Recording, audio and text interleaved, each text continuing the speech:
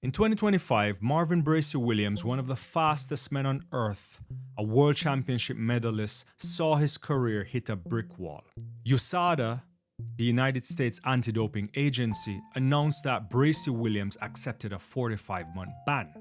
The charges: testing positive for testosterone, multiple whereabouts failures, and an initial attempt at tampering with the investigation.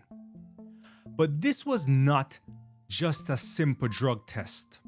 It was a joint operation with the Athletics Integrity Unit, the DEA, and USADA. Bracy-Williams chose to provide substantial assistance to authorities, and that cooperation opened the door to a new kind of legal justice when it comes to going after dopers.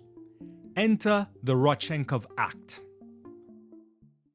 Signed into law in 2020, it's named after Grigory Rodchenkov, the whistleblower who exposed Russia's state-sponsored doping program. But here's the game changer when it comes to the Rodchenkov Act. The Rodchenkov Act does not target athletes. It targets their entourage, their suppliers, the people in the background, their support structure.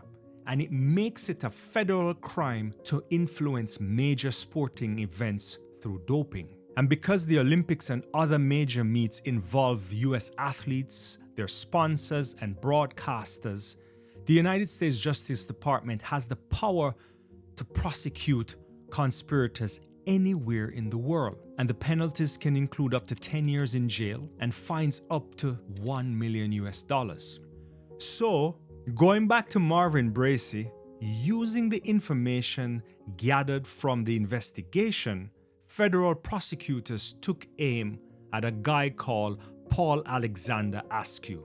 In February 2026, Askew became only the second person to ever be charged under the Rodchenkov Act. He's accused of conspiring to provide performance-enhancing drugs to influence a host of international events, including the Paris 2024 Olympics. And he follows Eric Lira, the naturopath convicted in 2024 for supplying drugs to athletes, namely Blessing Okagbare, the Nigerian sprinter and 2008 Olympic silver medalist in the long jump. What this case proves is that the support system can no longer hide in the shadows. It is my personal belief that while the era of athletes taking the fall, while their suppliers walk free, is ending very slowly.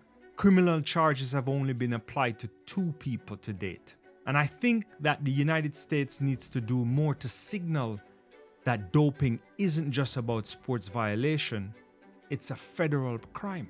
Look, it's 2026.